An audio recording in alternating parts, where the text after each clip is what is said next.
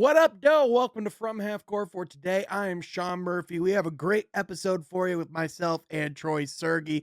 But before we get into the episode, I would be remiss if we didn't talk about the game that went down last night between the Detroit Pistons and the Milwaukee Bucks. We normally record From Half Court on Mondays. I was able to go down on Tuesday and go to the Pistons versus Bucks game. Was able to have some, pretty good interactions with both JB Bickerstaff and Doc Rivers. So if you want to see some of the questions and answers that I got to ask both of those gentlemen, you can go to my Twitter at Sean Half Court to check out any of that content if you have not seen it. But in case you are not aware, the Detroit Pistons fell to the Milwaukee Bucks in the in-season tournament. The final score was 128-107. The Milwaukee Bucks shot 56% from beyond the arc, which is the third highest mark a team has reached in a game this season, according to Pistons PR.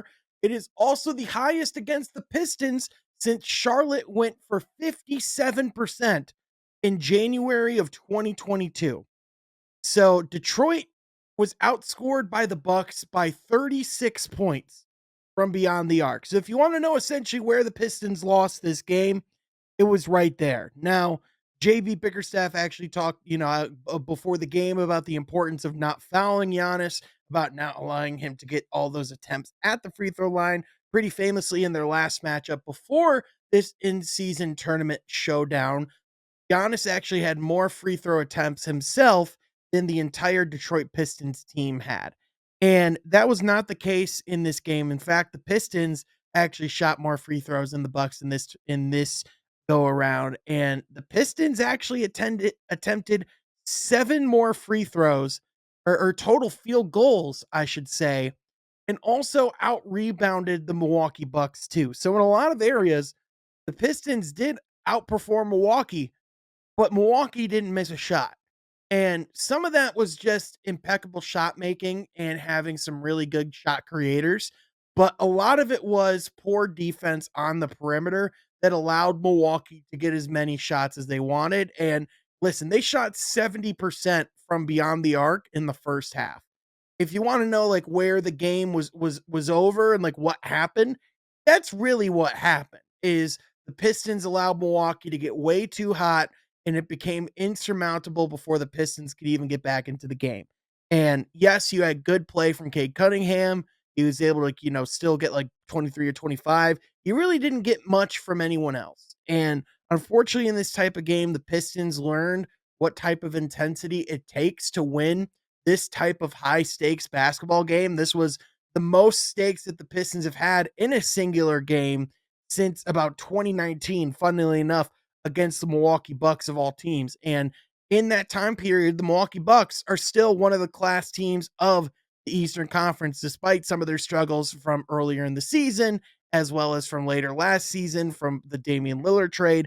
But they clearly didn't look like a team that was struggling in Detroit. In fact, they did pretty much whatever they wanted. And Giannis, he's the type of guy where if you want him to pull up from anywhere, it's the mid range or it's from beyond the arc. His shot has gotten a lot better over the years, and so he can definitely make you pay if you allow him to get going. And that's exactly what happened here. And Giannis was able to, whether it was his playmaking, whether it was his slashing, whether it was his shot making, he was firing on all cylinders, and him and Damian Lillard combined for 55 points.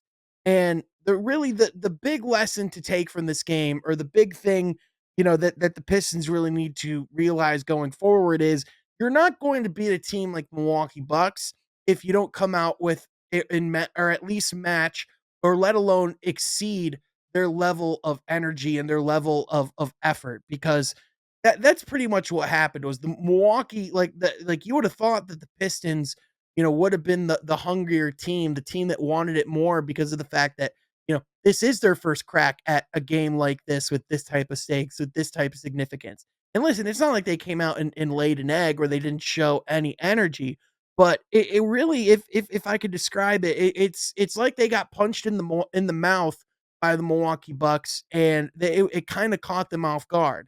And it just never felt like they were fully able to recover, fully able to establish themselves within the game. And You could point to a numerous amount of things. I mean, Malik Beasley didn't shoot particularly well, and because of that, you didn't have anyone on off the bench that could score anything more than single figures.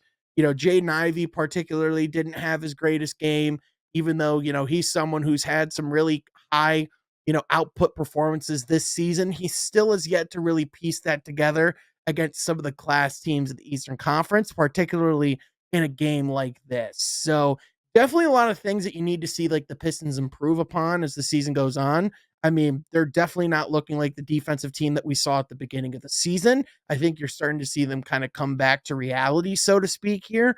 And listen, I don't think this is a doom and gloom thing. In the grand scheme of things, this is exactly what the name of the tournament is. It's the NBA Cup. It is a in-season tournament. This is not why you play the game. Now, this doesn't necessarily, we're not saying the Pistons have championship aspirations, but the goal is playoffs. The goal is play in tournament. The goal is to be able to have that type of postseason play. And if the Pistons learned anything from that game last night against Milwaukee Bucks, is that whatever they play like in those types of games, it has to be better than that. And JB Bickerstaff, he talked about what a great learning opportunity it was for this team, what they were able to take away from it. There were things that he liked, but things that you can draw upon and improve upon. But it's really only a great learning opportunity if you do just that. If you learn from it and if you apply from it. So I think that's the big thing for the Pistons going forward. I mean, during this stretch, we talk about it a little bit in this podcast as well about how the Pistons did play quite significantly better in the in-season tournament games than they did in the non-NBA Cup games during that stretch. And we'll talk about whether or not that is something to be concerned about at all. But I think the biggest thing is the Pistons still have a lot of reasons to be happy with where they are now compared to where they were last season. They're no longer at the bottom of the Eastern Conference standings. They're putting together much more competitive performances night in, night out. And largely, this NBA Cup run was still a success. Unfortunately, the Pistons had to play their worst NBA Cup game in their final and most important NBA Cup game. And the Milwaukee Bucks, I said it on Twitter towards the end of the game. The Bucks gave the Pistons a masterclass in what it takes to win these types of games. Unfortunately, they did it in a fashion to where the Pistons had to learn that lesson the hard way. And so, you could definitely tell that this was an experience. Cade talked afterwards about, how you could tell it was a different atmosphere, about how it makes him more, eager to play in the playoffs and in postseason play. And you can tell that that is something that will definitely have a positive impact on this team. But if they're going to get there, it has to start with that better night in, night out execution, the better execution to details and effort, intensity. That stuff has to be more consistent. And so we'll definitely talk about that more as the weeks go on here on the podcast. But if you like the videos, be sure you like down below and subscribe to the channel so you don't miss any of the content. Enjoy the rest of today's episode here from Half Court. Be sure you're subscribed. How goes it, everybody? What is going on? I want to welcome you from Half Court for today. I am Sean Murphy alongside the Marquette Heat. Joining us, he is back. It is Troy Sergey. Troy, I haven't done that in a minute. It felt right. How are you doing? I'm doing well, Sean. That was pretty aggressive, a little more aggressive than normal. But things are good. Had a great Thanksgiving up in Michigan, and looking forward to more hoops. Was able to squeeze in a couple hoops games, watching on TV when I could. But looking forward to definitely watching more this week. There's some good ones this week. Yeah, it was a really good game, like a really good weekend of basketball. Obviously with the Pistons winning big over the Pacers on Friday. On Sunday we had the thrillers between Cleveland and Boston, as well as Houston and Oklahoma City. By the way, I need a Houston Thunder series in the playoffs. Like I need oxygen to breathe. I'm not sure if you caught any of that game at all, Troy, but like there's a real rivalry and a real heat there that we just need to see play out in a 7-game series. Yeah, That's all I got to say. yeah, I didn't catch it live, but I was able to watch all the highlights here this afternoon, and it was good, man. It was down to the wire, and anytime you have those games, where there's a lot of heat checks on both sides, that's always fun. And Houston has some good pieces. So I look forward to talking a little bit about some of their pieces later on in the podcast. Yeah, for sure. We're definitely going to be talking about them, but obviously, we're also going to be talking Detroit Pistons because this is From Half Court. Each and every week, we do exactly that: talk Detroit Pistons, NBA basketball, you name it. We try to cover it. If you like that, be sure you like this video, subscribe to the channel, hit that notification bell.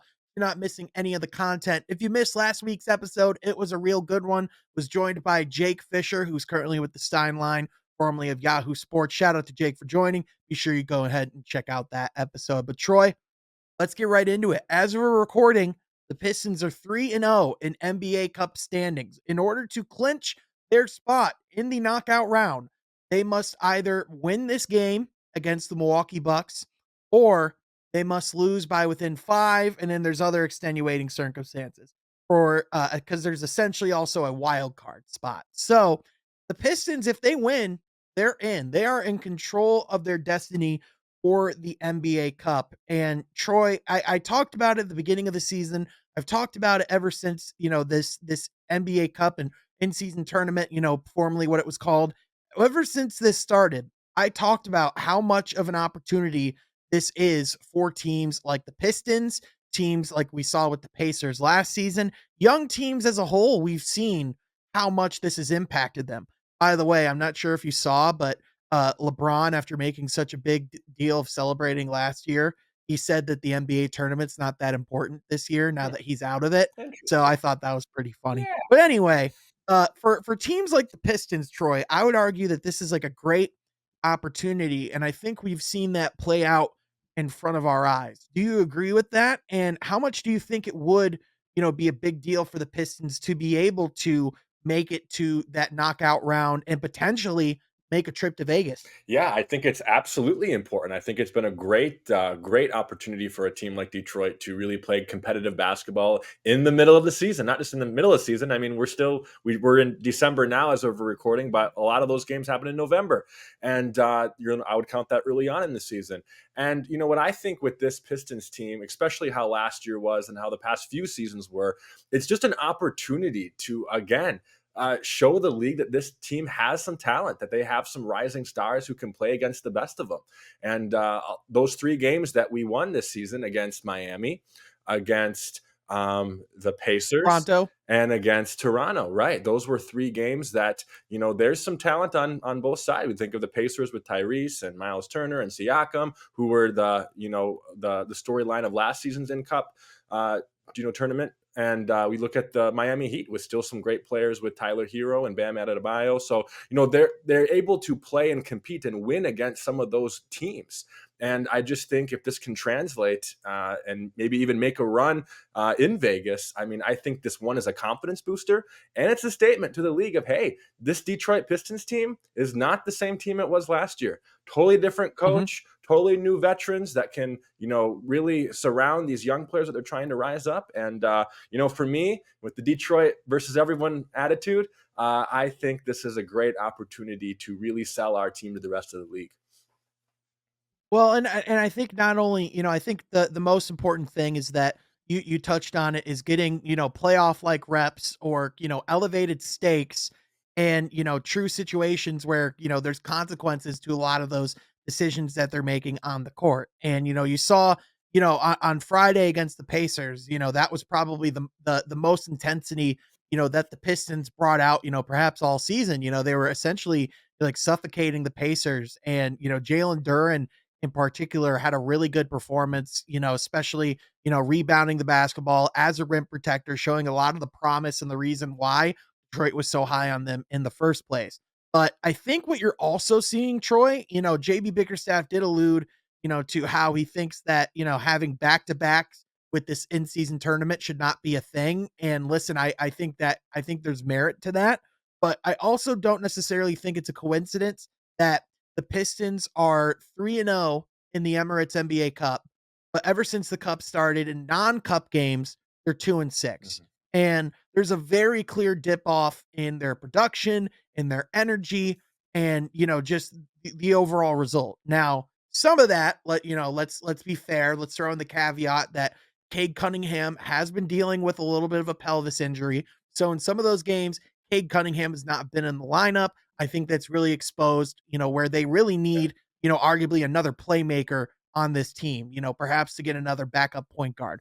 But nonetheless, Troy, do you think that, it is kind of a double-edged sword where on one hand, in these high stake games, they are, getting big wins, but on the other hand, you still have to keep your eye on the overall prize on the 82 game season. You still have to bring that energy night in, night out, regardless if it's an NBA Cup game. Yeah, to a degree, Sean, to a degree. But at the end of the day, I mean, especially just I think the example that you're thinking of this past weekend with Friday night against the Pacers, blowing them out, really making a statement game, then getting blown out by a very struggling Philadelphia 76ers team on Saturday.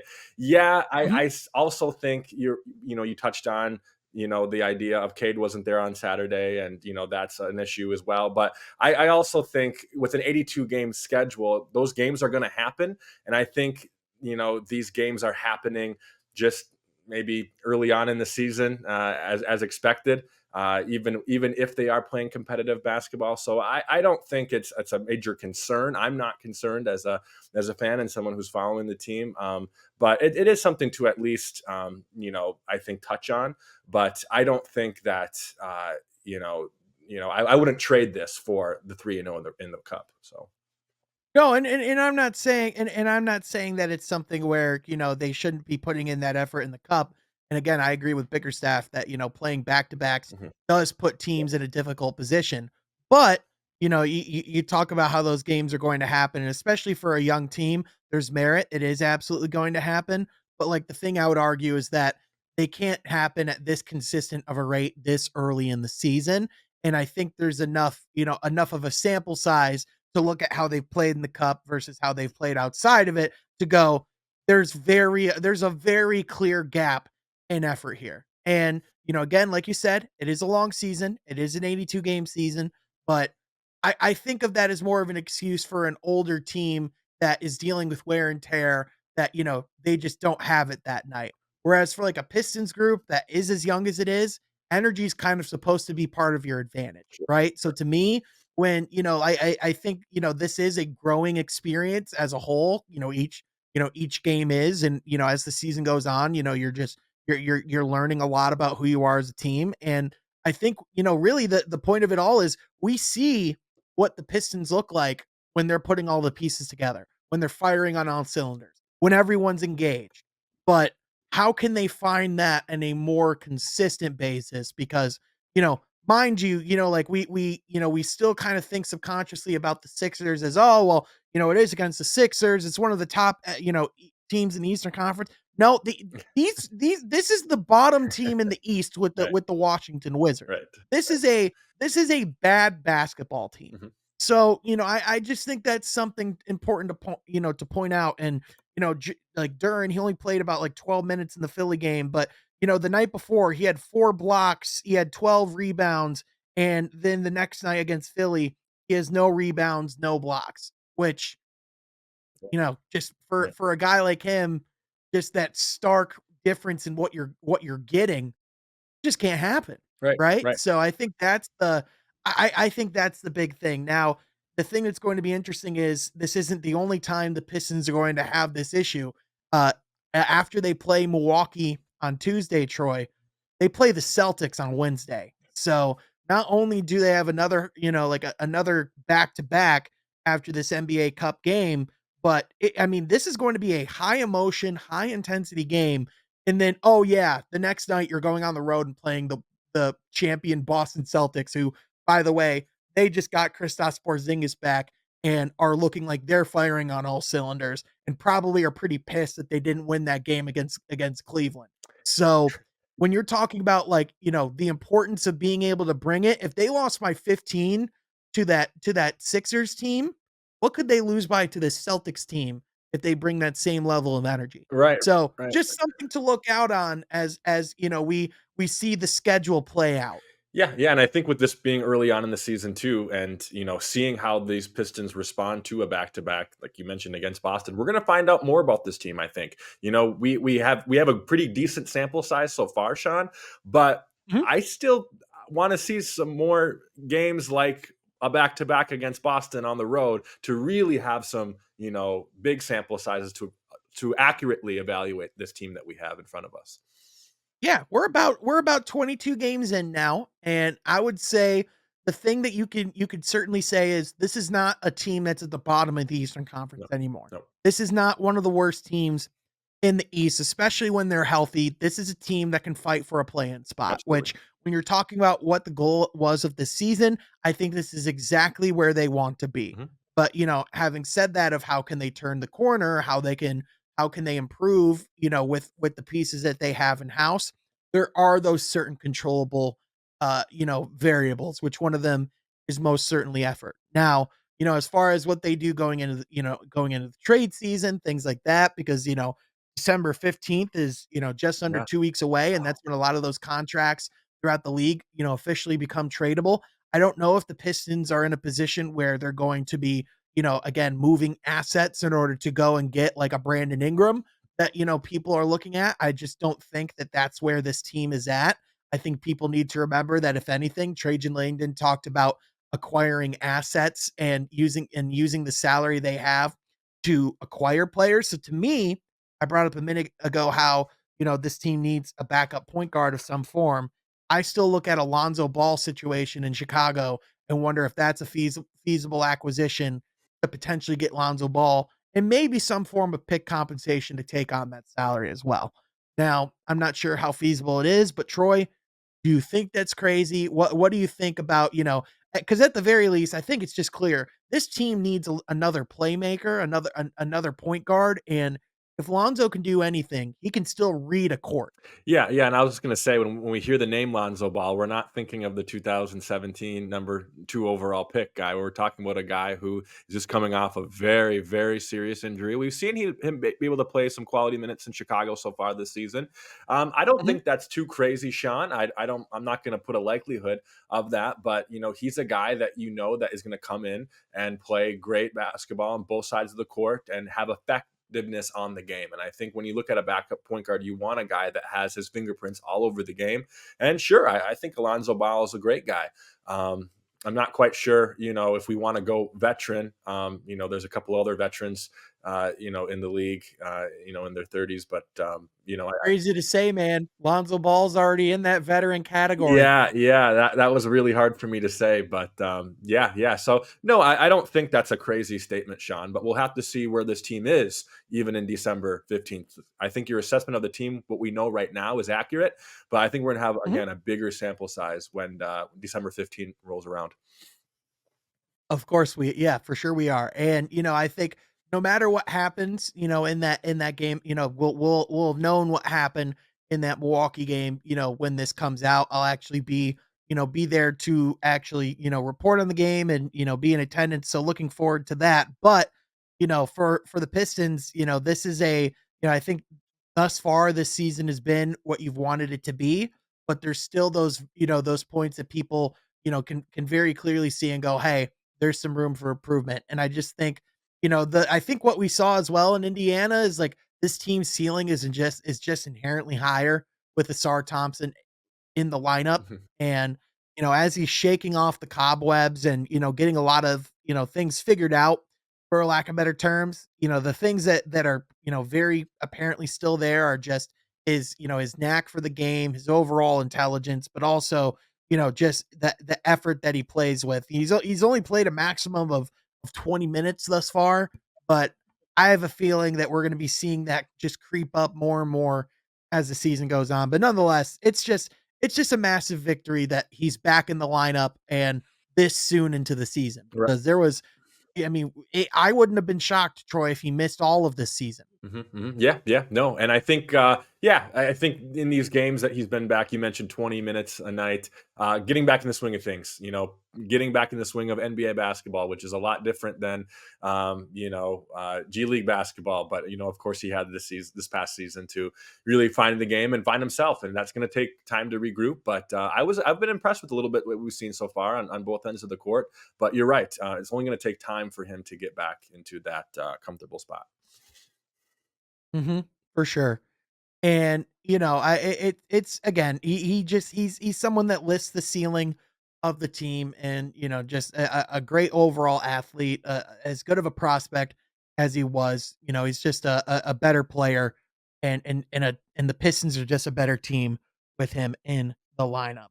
But Troy, that's a lot of good conversation about the Pistons. I did see a report today that, front office executives believe that Isaiah Stewart could potentially be a player that's on the move. I know Mm, that's something that's been talked about, like early on in the season. I'm still not sure how much I fully believe that, but I think there's one thing that's been, pretty abundantly clear is, if he was to be moved, that would be a massive blow that would be felt because it does seem like he has become the heart and soul of this team, especially defensively. So, yeah, yeah, yeah. definitely an interesting situation to monitor. Right, right. Certainly a little bit slower start, but I think a lot of his production, certainly grabbing some offensive rebounds and some putbacks on the offensive end. He's a guy that has value. We've seen him have value for 4+ years now. So it'll be Mhm. certainly that would be a very sad day if we traded him. But I also know that you know other teams could benefit an Isaiah Studer on their team. For sure. Troy, speaking of the Philadelphia 76ers really quickly, Mhm. it was just reported recently, that Joel Embiid will not play in their contest against the Charlotte Hornets tomorrow night, in Charlotte. Just off the top of your head, I have a little trivia question for you. Of the 19 eligible games that Joel Embiid has been able to play in, how many of them has he actually played? And the eligible games, 19. nine Yep. 19 this games season. this season. He's played in 9. 4. 4. This was the guy who said before the season he's not playing in back-to-backs. Really what we're finding out is he's just not playing, period. Did he mean back-to-back weeks? Is what he's not playing in? I Like, I was it's so just dire. confident with my answer of 9, Sean, but we that just shows that he really isn't in games. I guess the ESPN world, I guess, highlights the games he has been playing, and I know, of course, he had the suspension and things, but I was so confident it would be around 8 or 9, but it was 4. Yeah. Yeah, he hasn't even played, and even when he has played, I mean, if we're being honest, he has just not looked like the same Joel Embiid. He came in, he played that 3-game stretch, in the middle of November, but he has not been back on the court since their loss in Memphis when he played 35 minutes. He hasn't even dressed. So, will be interesting to see how, that situation, just evolves. I mean, hey, they beat the living crap out of the Pistons without him. So, they were able to at least get one win ever since. But, Jared McCain still playing really good basketball, but for this team to be what they actually wanted to be, they're they're not close to that. And a team that's suffering even worse, Troy, the Washington Wizards just achieved no win November. After last season, the Pistons, we've seen a very, similar thing happen in Detroit. People were talking about this Wizards team at the beginning of the season as, oh, they're looking a lot more competitive. They're playing with energy. They're playing like really tough. And, hey, Jordan Poole, first couple games was looking pretty decent. But Troy, this one's quickly fallen off the rails. It's not entirely surprising, but listen, after everything that was said by Kyle Kuzma last season, I remember saying on a podcast, I wouldn't want to see this happen to any other team. I'm not going to lie, Troy, I do not feel much sympathy for the Washington Wizards and given where they're at. What what's even the fix here? Like will there be a day that we see a competitive Washington Wizards team?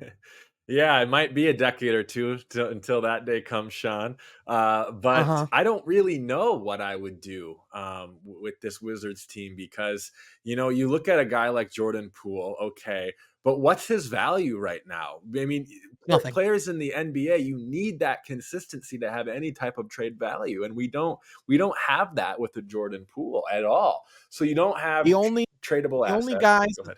Yeah, the only guys that are tradable at all are Kyle Kuzma and which, yeah, I mean, you might get a little bit for him, but really I think the guy that's gonna have the most trade value for this team, sadly, is Jonas Valanciunas, But which even with those guys, if you trade them both, Sean, or even you package them together, you're not instantly changing your franchise around in any way, shape, or form, like even in the slightest. no, So that's what I no. mean with, again, are they tradable? Sure. Could you get pieces back? Sure. But no pieces can fix this franchise at all, I think, this year or next season.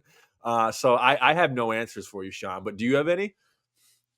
I mean, really, the unfortunate thing for the Washington Wizards is the only way out for them is to continue to take these lumps and to hope and pray one of them leads to the ping pong ball gods blessing you with some form of number one overall pick eventually. But even then, Troy, we've seen them have the number one overall pick. They got John Wall, which listen, John Wall was a really good player. He wasn't the player that they needed him to be in order to truly reach that level of success. But they just need whoever is in charge to implement and instill some type of culture. And if I'm being honest with you, I don't think they're going to have a chance to do that until they move on from a Kyle Kuzma and somehow from a Jordan Poole.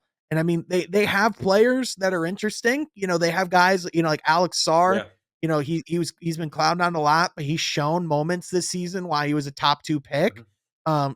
Like they have players, that are, interesting. They also have Bilal Koulibaly, who's a really good prospect, but they also just have this really weird, disconjointed roster that is very clearly designed to lose a lot of basketball games. And when you are like one of these, franchises that has just historically been really bad and you just continue to rely on losing to turn your faith around like we've seen it with the Pistons, Troy. Like once the Pistons, it's like as James Edwards said once you let losing in the door, it's hard to get it out. It is. Yeah. And how long it took the Pistons 3 years to get that type of attitude out of the building. Right. Right. Yeah. And now for the Wizards, like 3 years until they're a play-in level team feels generous because they need a lot of stars to align. And listen, they have players, former Pistons, obviously, like Marvin Bagley is in Washington. That Sadiq Bey is coming back from his ACL injury, and there's not really a timetable apparently on his return. Wish him nothing but the best. Like they have like interesting guys like like Rashawn Holmes, who's in Sacramento, has had moments where he's looked interesting, but I mean, just from top to bottom, this is just a situation where, I do not think it is far fetched to say that the Wizards could get close to that 28 game losing mark that the Pistons reach. I mean, at least the Pistons had a Cade Cunningham. You know what I'm saying? Like who's that guy for this Wizards roster? They've only beaten one team in the NBA, and it was the Wizard. I mean, it wasn't the Wizards, it was the Hawks twice. Yeah. Back to back, they've won in one weekend and have lost Every all game. other days of this season. Right, right, right. Oh my goodness, Sean. Yeah, it's going to be interesting, but as we know, the deadline again. I don't know what they can do this season, and I don't know if it's worth our Nothing. time to try to pick together and write together of trade Oh, packages believe that would me. work. Oh, believe me, unless they reach that losing mark, this is the last time we talk about the Wizards this season. Believe me, they are not going to be getting this much time from any other podcast this season. But I will say, I mean, it's not a surprise that with their record, they're 30th in offensive rating, they're 30th in defensive rating, they're 30th in net rating. Like they are bad With a in capital B. every Yeah. facet. At like no matter what way you swing it. And they have Michael Winger who came over from the Clippers. He is a good general manager, but I mean, he realized he came in and was like, "We got to break this thing down to the studs. It's just going to be they're like the concrete pouring over there. It's going to be painful Hmm. and it's going to be plentiful, and it's going to take a long time for that thing to ferment and to solidify." But Troy, a team that's come out of the ashes, who was in a similar situation a couple years ago. I remember talking about at one point how pitifully bad this team looked just 3 years ago. But now the Houston Rockets, as of today, 21 games into their NBA season, are second in the Western Conference. Troy, before the season, I think we had this team pegged as like a play-in team or like a 6th seed or 5th seed in the West, kind of that middle of the pack. But they have been playing extremely good basketball despite some real struggles from Jalen Green along the way. Like his isolation percentage, like shooting percentage in isolation at one point was 14%. Like Jalen Green was playing some woeful basketball for a little bit there, but from guys like Alperen Sengun, Jabari Smith Jr. has been playing really well. Amen Thompson has been a revelation. Tari Eason is just an incredible defensive wing.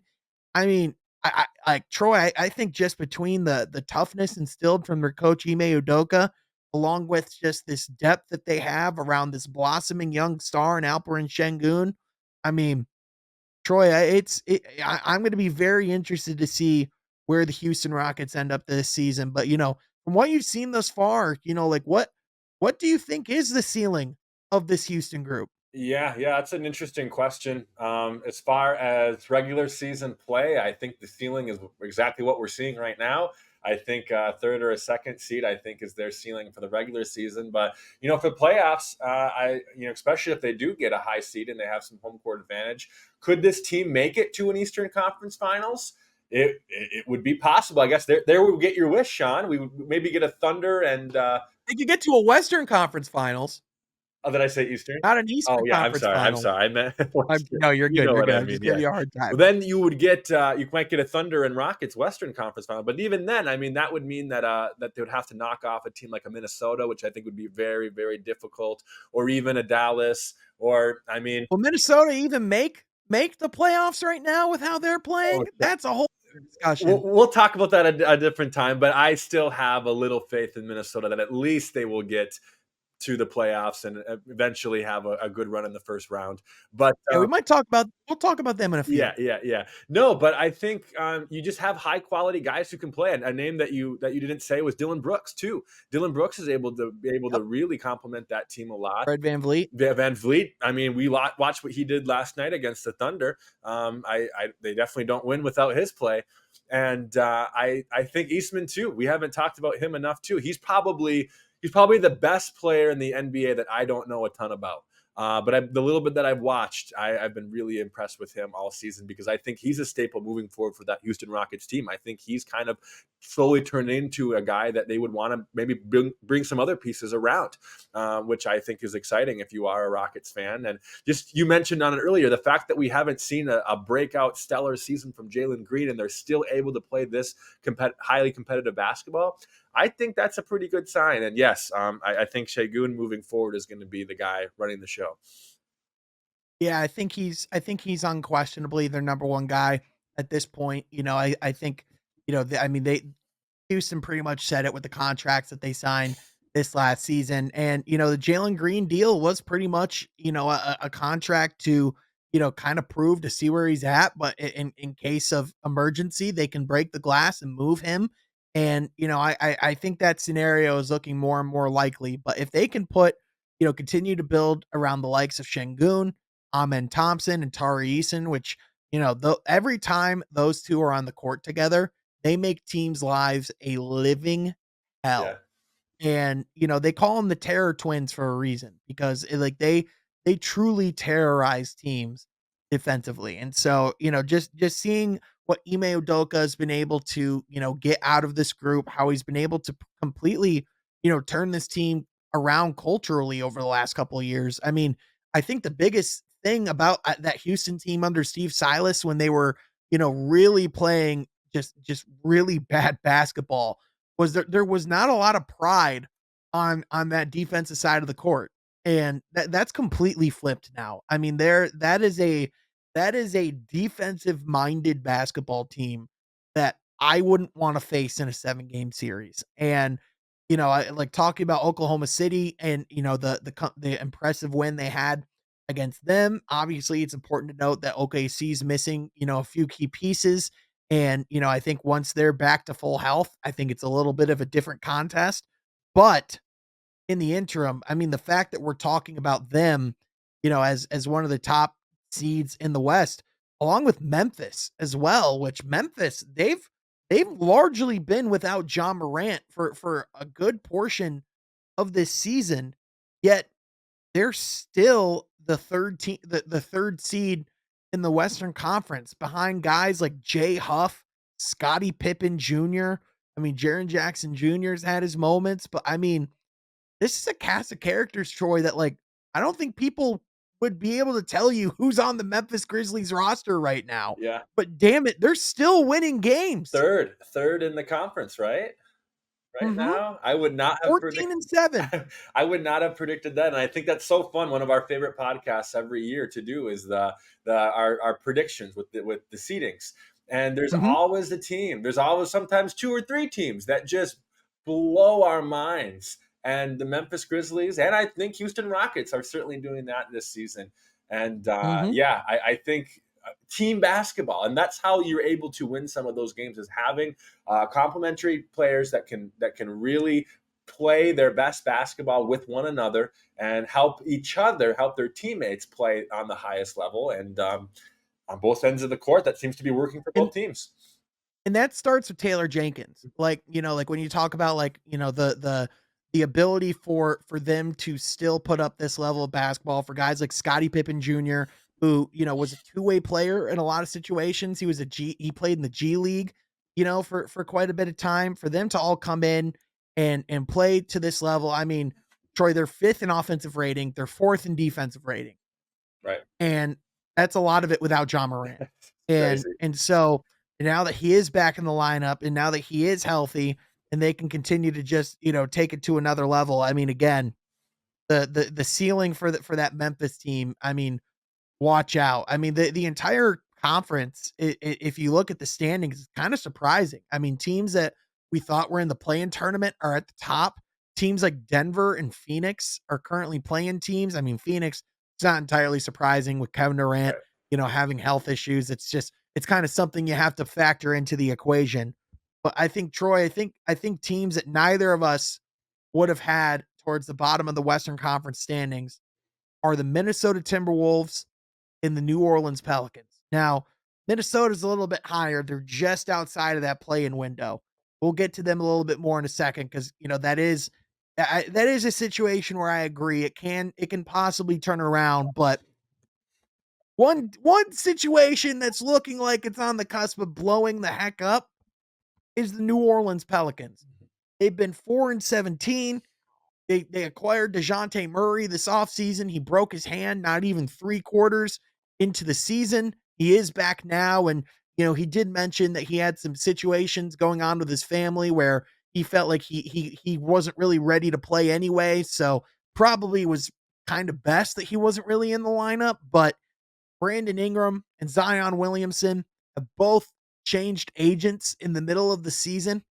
Brandon Ingram just signed with Clutch Sports, and now, Troy, we are in a situation where there is not a whole lot of clarity of where this team is moving forward. I think they're really kicking themselves for trading Dyson Daniels as early as they did because he is blossoming in Atlanta right now. Meanwhile, Zion Williamson still just not healthy, and also just from recent images from his latest tattoo, not exactly in the greatest shape either. Which I mean, Troy, at this point, if he doesn't have the incentive of going to get his max contract, which he's already gotten, what's the incentive for Zion to stay healthy if there's no repercussions? Right. Right. And and now the rest of this team as deep. We talked. I said at a point last season, this is as deep as any team in basketball. Not anymore with all the injuries that they're facing. And so now, Troy, I mean, they are 4 and 17. They are the worst team in the Western Conference. No reason to be. Right. Right. No reason to And I be. think the saddest part And about all of this, Sean, is something that we were texting about last night is that Zion Williamson at Duke was awesome. So much excitement around him going into the league. So much excitement about how he could be a face of the league moving forward. And The most buzz around him as a prospect that I've seen since LeBron. I mean, he was the guy, like, him and LeBron were the most I heard about in high school. Right, right, right. And I remember even on draft day, I remember ESPN had a little shot of downtown New Orleans and just how excited that atmosphere was of getting that franchise player, like any NBA team would have been.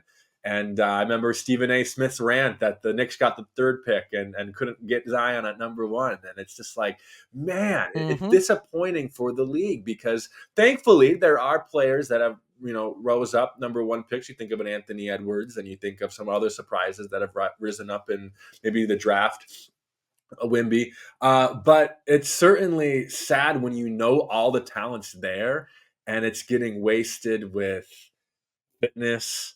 I mean, injury is a small part of this, but we know there's a lot bigger things going on here. But also, the Hornets, yes, they've gotten pieces. Like I think Ingram is a good piece. I Pelicans. sorry. The Pelicans got a good piece Oh, with you're good, you're good. Ingram and DeJounte Murray bringing in, but these aren't guys, and the record shows. Again, we know injuries, but the record shows that they're not ready to play competitive basketball at all this season, Sean. And going into next off season, it's going to be really interesting to see. But I think this season's already shot for them. I mean, if I'm New Orleans Pelicans, what incentive do they have to keep this roster together through the deadline? I mean, No, honestly, no, yeah, you just yeah, you just look from top to bottom, and this has just been a mitigated disaster. I mean, really, if you are New Orleans, like, if you're like, okay, what pieces can we confidently say that we could build around, or that we could actually, you know, use going forward? I look at Trey Murphy, I look at Herb Jones, and Troy. That's it. Like, that's the list. right. You're not As getting a them. as depressing as it is, like, as much as I love guys, like, you could throw Jose Alvarado in there as, like, a culture guy, as someone that, you love bringing off the bench, but he's not a guy that you build around. I mean, like, we love guys like CJ McCollum. He's washed. He's just not what the Right. CJ McCollum that we saw in Portland, and everywhere else in this roster. It's not what they were last year, or let alone even like 2 years ago. So Zion, like, he's going to be there. Like, New Orleans, they're kicking themselves for not trading him before the extension. And if they're telling you otherwise, they're lying. If you hook up a lie detector test, they are vomiting about that contract. And like, and what team out of their right mind would give up even a second round pick Right. to take on that money right now? Right. Even a second. Yeah. So I mean, really, the only player that you have that's relatively tradable is a Brandon Ingram. But what are you going to get for Brandon Ingram?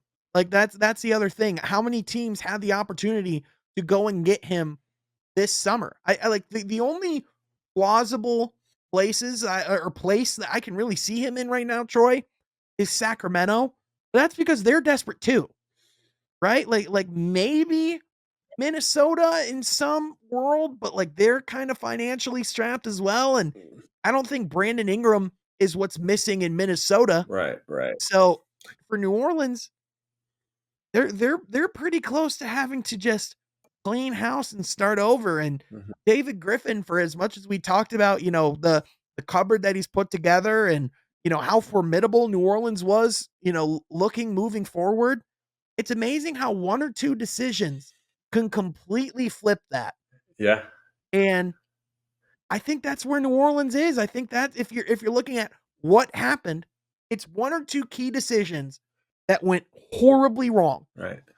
And this is them living out the consequences of it. Yeah, yeah, yeah. It's going to be really interesting because you're right. They have some of those pieces. Would you think a Miami team would be interested in an Ingram or definitely not? I mean, Miami would probably be an interesting place for a Brandon Ingram. I could maybe see that, but again, I just don't know. Like, are they anything more than what they were over the last few years? Like, does Brandon, because that's kind of the difficult thing about moving a Brandon Ingram. In what, like, if like you can move him to just about any team in the But league, what's your goal with it? Yeah. right? How much does it actually make you that much better? Mhm, mhm. That's the paradox of Brandon Ingram. We all know he's a high level scorer. We all know that there's games where he looks like he could be one of the best players in the league, where he looks like a light version of Kevin Durant. Mhm. But does he really move the needle that much? You know what he feels like to me, Troy? Let's hear it. He feels like the Andre Drummond of wings, Ooh, ooh, where ooh. there are nights where you go, "Oh, Brandon Ingram, look at the stat sheet. He's all over the place." But it's only the nights where he really feels like showing up and showing out that way. Yeah, It feels like there's a lot that's being left to be desired. I mean, let's not forget Brandon Ingram was a number 2 overall pick. right. He was one of the best prospects coming into basketball. He was someone that was looked at as a future potential star with all the tools and intangibles. He was compared so much to a guy like a Kevin Durant coming into the league. When has he even come close to that? Even when he has been an all-star caliber player, he hasn't come close to that. Right, right, right. He had a couple of good stints with the Lakers early on, but even then, I don't think we saw the potential right away. And Mhm, being a part of that AD trade, that guy, he's been in New Orleans ever since that trade, of course. And you're mhm. right. I guess New Orleans has been that Andre Drummond wing style of play that we've seen. I think you really described it well. Of yeah, I mean, I watched a lot of those games. Those were national televised games. Some of those games he went off, and your jaw just drops, right? But even Mhm, playoffs, I mean, they haven't been super relevant. I know they had a good first round series a couple years ago against the Warriors, but other than that, yeah, no, not really well, and relevant in even that then, department either. he's another guy he's another guy who just doesn't play that much either. Like, just health-wise, Mhm. you look at his game logs, he's played the most games he's played in a season, 79, but he was a rookie, and then 64 in 2023-24 is the second most games he's played in a season. Other than that year, he's only gotten above 60 twice. And Yeah, so, like, you look at the rest of his career, he's not getting any younger. I just you just throw in all those things. I just don't see many ways out for this New Orleans Pelicans team. And if I'm David Griffin, I might have to update my LinkedIn profile here pretty soon, because I mean, like, what's ownership looking at with this roster and going, "Oh, let's continue to let right, David Griffin make these decisions." right, And listen, it's not even like any other team in the league has that number 1 overall pick in that Zion draft. They're drafting Zion 10 times out of 10. Even knowing the issues that Zion's facing right now, he still would have been taken number 1 overall at that time. But every single franchise probably looks at that situation and goes, "Well, we could have handled it better because we would have had the culture to not let that happen." Whereas it almost seems like in New Orleans, they handle Zion with kid gloves. And it's kind of like the elephant in the room, no pun intended, that they don't want to address. right. Imagine Pop coaching Zion.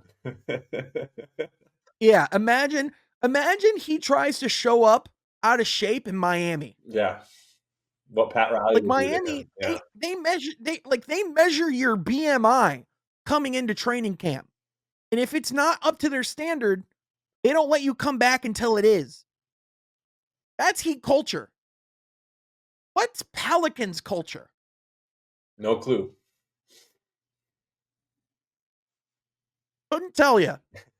That wasn't a buffer, if you were wondering. That was us genuinely trying to think of anything, anything, Right, and it's not there. and it really But, hasn't I mean, been. Troy. It hasn't been there. Like, even before Zion. Mhm. With AD, it Exactly. wasn't really there. Yep. Troy, it's that time.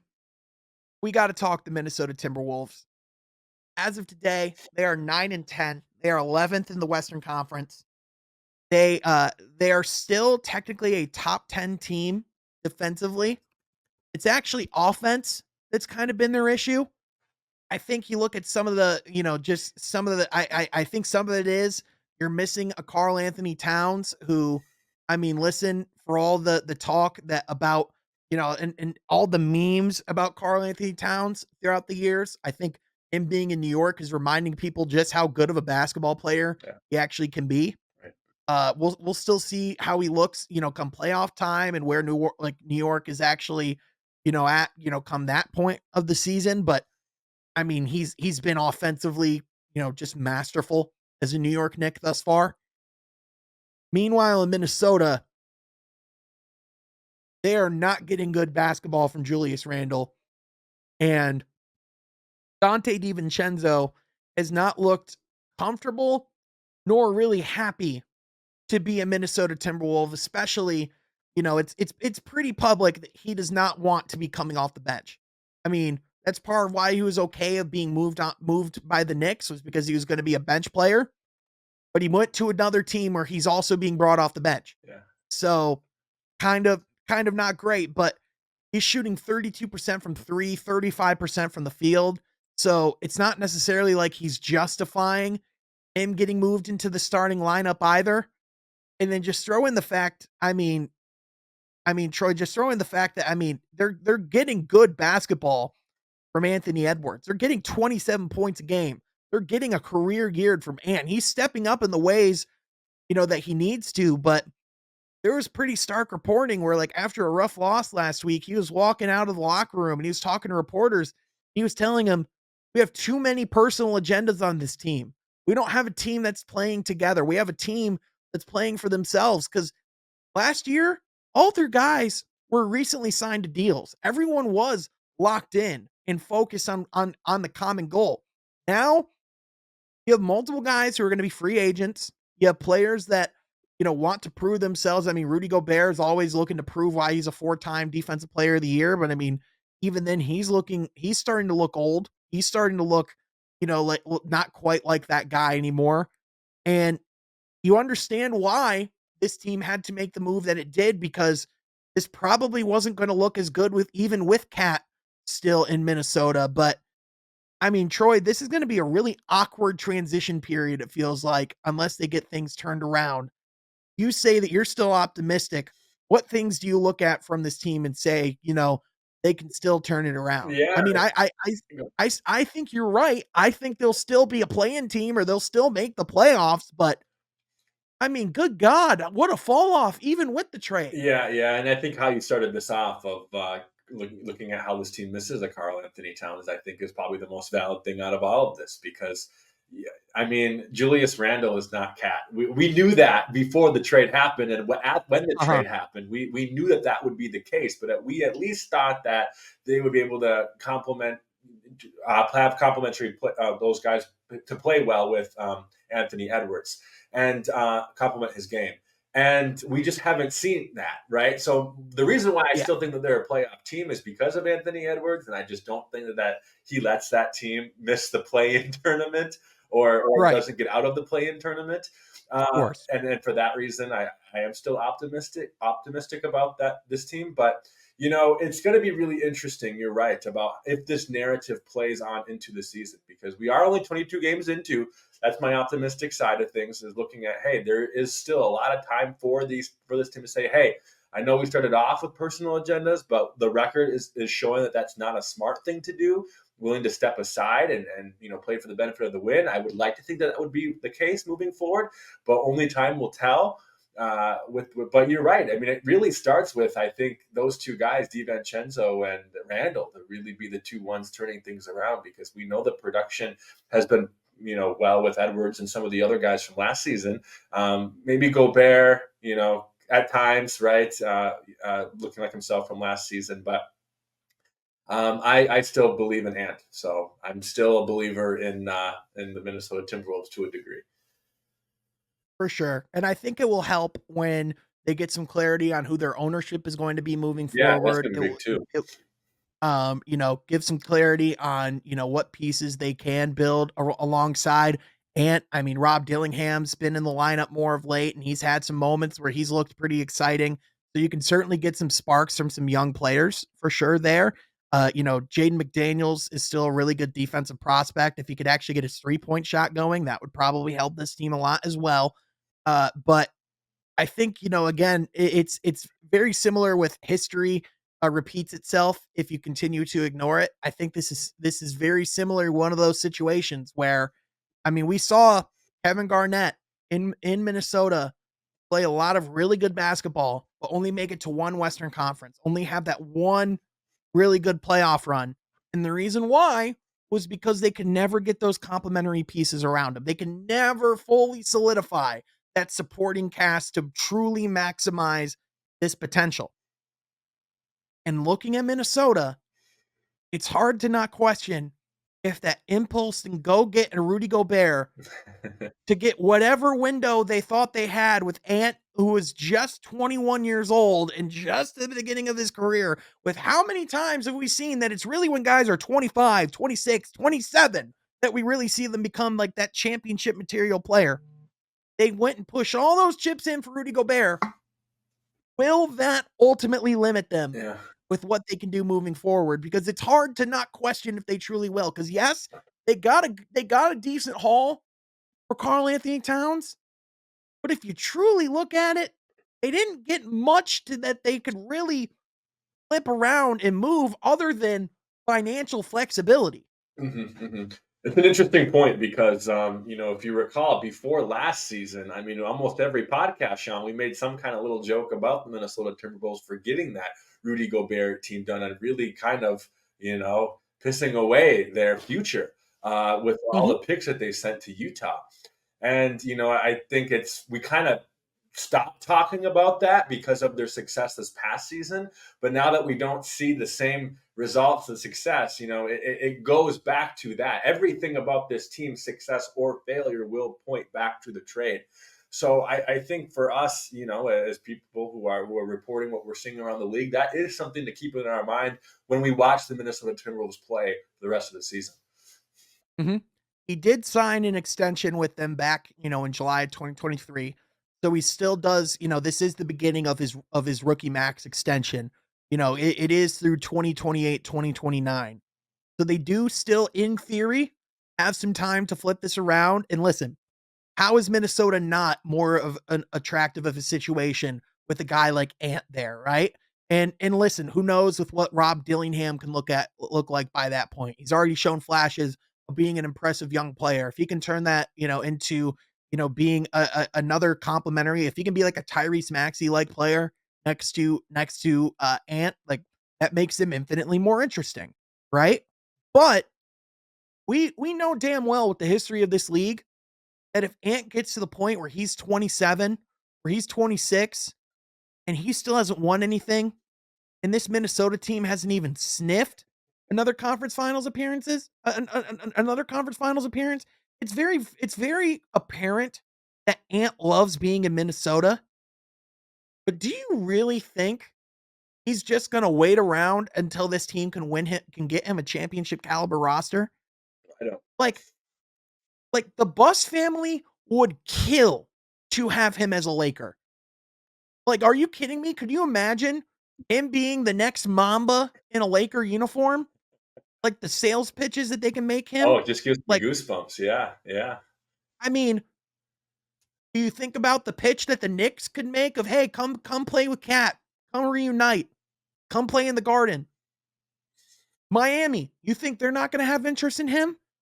Do you think 29 other teams in the NBA are not salivating at the conception of being able to have an Anthony Edwards on their roster?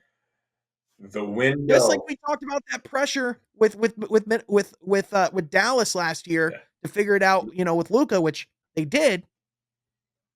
That's like tenfold with Minnesota because they've seen how long it takes to find another guy like a Kevin Garnett. It took them it took them about 15 years to find that Nant. And there's no guarantee that in 15 years you're getting another Anthony Edwards. Right, right, right. No, I was going to say we've talked many times on the podcast before the window that franchises have and players have on that franchise to play competitive basketball that's meaningful, or to be a contender, to bring your team to be a contender, or to have your team contend, is very short, right? We talked about Memphis earlier, but remember, Memphis was a number 2 team, 2 short years ago.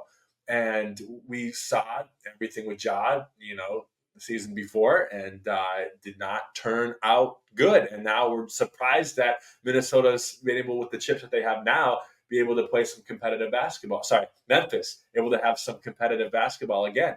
And I think the same goes to show about Minnesota. The same was said about Cleveland 15 years ago now, with LeBron leaving. And we know that the Cavs did not put the right pieces together for LeBron, so he left. So stars leave when franchises aren't able to put competitive players around them and organizations to compete.